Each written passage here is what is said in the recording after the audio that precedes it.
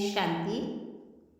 आज प्यारे बाबा के अव्यक्त महावाक्य हैं 19/6/1970 के, जिसमें बाबा ने आज त्रिमूर्ति लाइट का साक्षात्कार बच्चों को कराया। और उस साक्षात्कार में बाबा ने 3 बातें बच्चों को बहुत ही सुंदर शब्दों में कही कि त्रिमूर्ति बच्चों को 3 प्रकार की लाइट का साक्षात्कार होगा। एक तो लाइट का साक्षात्कार होगा नैनों से। कहते हैं ना, नैनों की ज्योति, नैन ऐसे दिखाई पड़ेंगे जैसे नैनों में 2 बड़े बल्ब जल रहे हो। और दूसरा बाबा ने कहा मस्तक की लाइट होगी और तीसरा माथे का क्राउन लाइट होगी। तो इस तरह बाबा ने समझाया कि कोशिश करना तीनों लाइट का साक्षात्कार हो। तो उसके लिए बाबा ने तीनों बातों को क्लियर किया कि कोई भी सामने आए ना तो उनको ये नैन तुम्हारे बल्ब दिखने चाहिए, ज्योति ही ज्योति दिखाई दे, जैसे अंधियारे में सच्चे हीरे चमकते ना, जैसे सच लाइट होती, बहुत फोर्स से और अच्छी रीति फैलाते, इसी रीति मस्तक के लाइट का साक्षात्कार होगा। और माथे पर जो लाइट का क्राउन है वह तो समझते ही हो ना कि ऐसे त्रिमूर्ति लाइट का साक्षात्कार एक एक से होना है, तब कहेंगे यह तो जैसे फरिश्ते नजर आ रहे हैं। साकार के नैन मस्तक और माथे में क्राउन के साक्षात्कार स्पष्ट होंगे। नैनों तरफ देखते देखते लाइट देखेंगे, तुम्हारी लाइट को देखकर दूसरे भी जैसे लाइट हो जाएंगे। कितनी भी मन से व स्थिति में भारीपन हो, लेके जाने से ही हल्का हो जाए, ऐसी स्टेज पकड़नी होगी, क्योंकि आप लोगों को देख कर ना और सभी भी अपनी स्थिति ऐसी कर लेंगे। फिर बाबा ने कहा देखो, बच्चों का गायन भी है और अभी से ही बाबा बताते हैं कि द्वापर का गायन कोई बड़ी बात नहीं, लेकिन ऐसे साक्षात्कार मूर्त, साक्षात मूर्त बनने से अभी का गायन अपना सुनाएंगे तो आपके आगे आने से लाइट ही लाइट देखने में आएगी। पहली नंबर की बात है कि जो भी आपको देखेगा तो आपको लाइट देखेगा तो आप पर वार नहीं कर पाएगा, अटैक नहीं करेगा कोई। दूसरा बाबा कहते हैं मधुबन भी लाइट का घर हो जाएगा। यह दीवे आदि देखते भी जैसे कि नहीं दिखाई देंगे, सबको सबके मस्तक पर ऐसे दिखेगा जैसे कोई बल्ब जल रहा हो।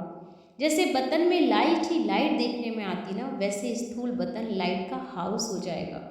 और जब आप चेतन लाइट हाउस हो जाएंगे ना तो फिर मधुबन भी लाइट हाउस कहलाएगा। एक जैसे पूरा मधुबन लाइट हाउस बन गया, पावर हाउस बन गया हो। फिर बाबा ने कहा अभी ये लास्ट पढ़ाई का सब्जेक्ट है, प्रैक्टिकल में करो। थ्योरी का कोर्स समाप्त हो गया, लेकिन अब प्रैक्टिकल कोर्स की लास्ट सब्जेक्ट है और इस लास्ट सब्जेक्ट में बहुत फास्ट पुरुषार्थ करना पड़ेगा और इसी स्टेज के लिए गायन है। तो बाबा कहते हैं कि संकल्पों को ब्रेक लगाना सीखो। बाबा ने देखा कि बच्चों को कहीं ना कहीं जो ब्रेक लगाना आना चाहिए संकल्पों को, वो नहीं लगा पा रहे हैं, तो वो कैसे लगाएं। तो जो भी कार्य करते हो ना, तो करने के पहले सोचकर फिर कार्य शुरू करो। और जो भी कार्य करने जा रहे हो ना, वह बाप दादा का कार्य है, मैं तो निमित्त हूँ। जब कार्य समाप्त करते हो ना, तो जैसे यज्ञ रचा जाता तो समाप्ति समय आहुति दी जाती। इस रीति से जो भी कर्तव्य किया, जो भी परिणाम निकलेगा, वह बाबा को समर्पण है और स्वाहा कर दिया। फिर कोई संकल्प हमारे बिल्कुल नहीं चलने चाहिए। निमित्त बन के कार्य किया और जब कार्य समाप्त हुआ तो स्वाहा किया, फिर संकल्प किस बात का चलेगा। बाबा ने कहा जैसे आग में चीज़ डाली जाती है ना, तो फिर नाम निशान नहीं रहता है, वैसे हर चीज़ की समाप्ति में संपूर्ण स्वाहा करना है। फिर आपकी जिम्मेवारी नहीं होगी, जिसके अर्पण हुए ना फिर जिम्मेवारी वह हो जाती है। फिर संकल्प काहे का हम करें। जैसे घर में कोई बड़ा होता है तो जो भी काम किया जाता है तो बड़े को सुनाकर खाली हो जाएंगे, वैसे ही जो भी कार्य किया ना, समाचार दिया, बस अव्यक्त रूप को सामने रखकर यह करके देखो। बाबा ने आगे कहा जितना जो सहयोगी बनेगा उनको एक्स्ट्रा सहयोग भी बाबा का मिलेगा। तो बाबा ने कहा जैसे अपनी आत्मा की उन्नति के लिए सोचते हो ना सारे, इससे रीति से शुद्ध भावना रखो, शुभ चिंतन और शुभ चिंतन के रूप में एक्स्ट्रा मदद मिलेगी। दोनों रूप से किसी भी आत्मा को विशेष सहयोग दे सकते हो, देना चाहिए ना, इससे बहुत मदद मिलती है। तो हर एक के लिए शुद्ध भावना रखो, शुभ चिंतक रहो और शुभ चिंतन करो। तो ये भी बहुत बड़ा हमें आगे चलकर मदद का हाथ मिलेगा सबका। और बाबा ने कहा जैसे कोई गरीब को अचानक बिगर मेहनत प्राप्ति हो जाती, तो उस रीति से आत्मा के भी प्रति एक्स्ट्रा सहयोग दे दो। वह आत्मा भी महसूस करे हमको विशेष मदद मिली है साकार रूप में भी। एक्स्ट्रा कोई आत्मा का सहयोग देने का साबुत करके दिखाना होगा और उस आत्मा को स्वयं ही अनुभव होगा कि ये सर्विस करके दिखाने वाले हैं। और जितना जितना आप सूक्ष्म में होते जाएंगे ना, उतना ये सूक्ष्म सर्विस भी बढ़ती जाएगी। स्थूल के साथ सूक्ष्म का भी प्रभाव जल्दी पड़ना है और सदा काल के लिए पड़ना है। बाप दादा भी विशेष सहयोग देते हैं। एक्स्ट्रा मदद का अनुभव होगा, मेहनत कम और प्राप्ति अधिक होगी।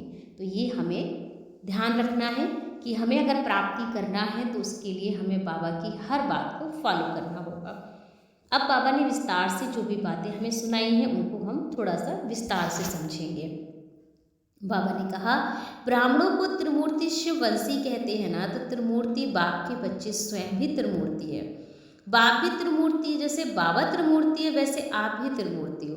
3 प्रकार की लाइट का साक्षात्कार कराया। तो बाबा ने कहा, मालूम है कौन सी वो ब्राह्मणों की 3 लाइट्स होती हैं, वो साक्षात्कार करते हैं। आप लोगों से लाइट का साक्षात्कार होता है, मालूम होता है, पढ़ता भी होगा ना। त्रिमूर्ति वंशी त्रिमूर्ति बच्चों को 3 प्रकार की लाइट का साक्षात्कार हुआ। वह 3 प्रकार की लाइट कौन सी है? एक तो लाइट का साक्षात्कार होता है, वो भी नैनो से।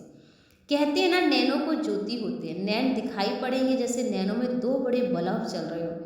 दूसरी बाबा ने होती है मस्तक की लाइट और तीसरी होती है माथे पे लाइट, क्राउन। तो अभी ये कोशिश करना है कि जो तीनों ही लाइट का साक्षात्कार हो, कोई भी सामने आए ना तो उनको ये नैन बल्ब दिखाई पड़े, ज्योति ही ज्योति दिखाई दे। जैसे अंधियारे में सच्चे हीरे चमकते हैं ना, जैसे सर्च लाइट होती है, बहुत फोर्स से और अच्छी रीति फैलाते हो, इस रीति से मस्तक के लाइट का साक्षात्कार होगा। और माथे पर जो लाइट का क्राउन है ना, वह तो समझते ही हो ना, ऐसे त्रिमूर्ति लाइट का साक्षात्कार एक एक से होना है। तब कहेंगे यह तो जैसे फरिश्ता है। साकार में नैन, मस्तक और माथे के क्राउन हो के साक्षात्कार स्पष्ट होंगे। नैनो तरफ देखते देखते लाइट देखेंगे, तुम्हारी लाइट को देखकर दूसरे भी जैसे लाइट हो जाएंगे। कितनी भी मन सेवा स्थिति में भारीपन हो, लेकिन आने से ही हल्का हो जाए, ऐसी स्टेज अब पकड़नी होगी। क्योंकि आप लोगों को देख करके ना और भी अपनी स्थिति ऐसी करेंगे। अभी से ही अपना गायन सुनेंगे। द्वापर का गायन और बड़ी बात नहीं है, लेकिन ऐसे साक्षात्कार मूर्त और साक्षात मूर्त बनने से ही अभी का गायन अपना सुनोगे। आपके आगे आने से लाइट ही लाइट देखने में आएगी, ऐसे होना है। मधुबन तो लाइट का घर हो जाएगा। ये दीवे आदि देखते जैसे कि नहीं दिखेंगे।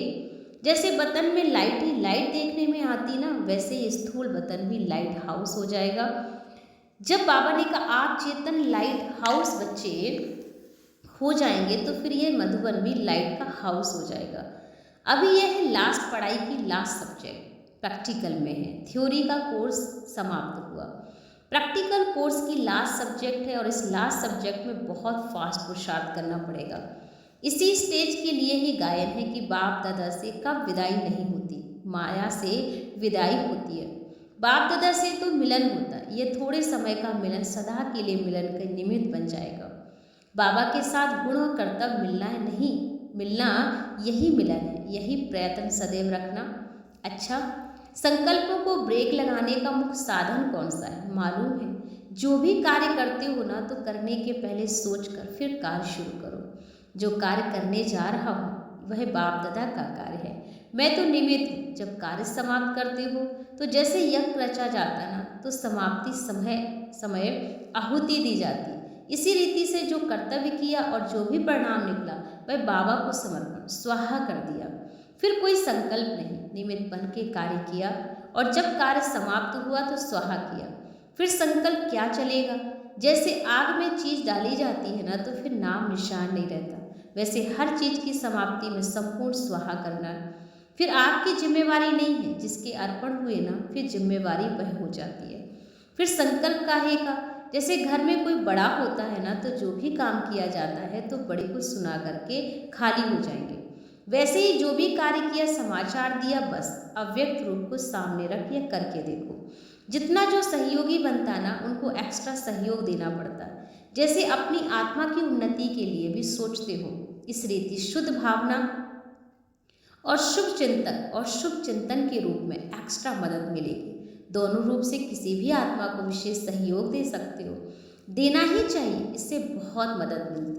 जैसे कोई गरीब को अचानक बिगर मेहनत प्राप्ति हो जाती है, उस रीति से जिस भी आत्मा के प्रति एक्स्ट्रा सहयोग दिया जाता है ना, वह आत्मा महसूस करती है हमको विशेष मदद मिली है। साकार रूप में एक्स्ट्रा कोई आत्मा उनको सहयोग देने का सबूत करके दिखाना है, और उस आत्मा को भी स्वयं भी अनुभव होगा कि ये सर्विस करके दिखानी है। जितना जितना आप बाबा ने कहा सूक्ष्म होते जाएंगे, उतना यह सूक्ष्म सर्विस भी बढ़ती जाएगी। स्थूल के साथ सूक्ष्म का प्रभाव जल्दी पड़ता है और सदा काल के लिए।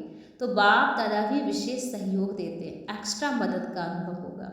मेहनत कम, प्राप्ति अधिक। अच्छा, बाप दादा बच्चों से जितना अविनाशी स्नेह करते हैं ना, उतना बच्चे अविनाशी स्नेह रखते हैं। ये अविनाशी स्नेह यही एक धागा है जो 21 जन्म के बंधन को जोड़ता है। सो भी अटूट स्नेह है। जितना पक्का धागा होता है ना, उतना ही ज़्यादा समय लगता है। ये संगम का समय 21 जन्मों को जोड़ना है। इस संगम युग के एक का एक एक संकल्प, एक एक कर्म 21 जन्म के लिए बैंक में जमा होता है।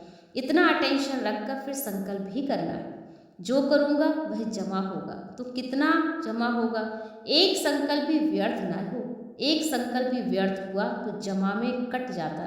तो जमा का जब करना ही होता है तो एक भी व्यर्थ ना हो। जितना पुरुषार्थ करना, संकल्प भी व्यर्थ ना जाए। समय तो छोड़ो, अब पुरुषार्थ इस सीमा पर पहुंच रहा है। जैसे पढ़ाई दिन प्रतिदिन ऊंची होती जाती, तो यह भी ऐसे ही है। बड़े क्लास में पढ़ रहे हो तो आगे बढ़ते ही रहना है। तो ये खास बाबा ने आज हमें साक्षात्कार मूर्त बनने के लिए 3 लाइट का साक्षात्कार कराया कि जब हमारे अंदर ये 3 लाइट आएंगी तो हम बच्चे साक्षात्कार मूर्त बन जाएंगे। ओम शांति।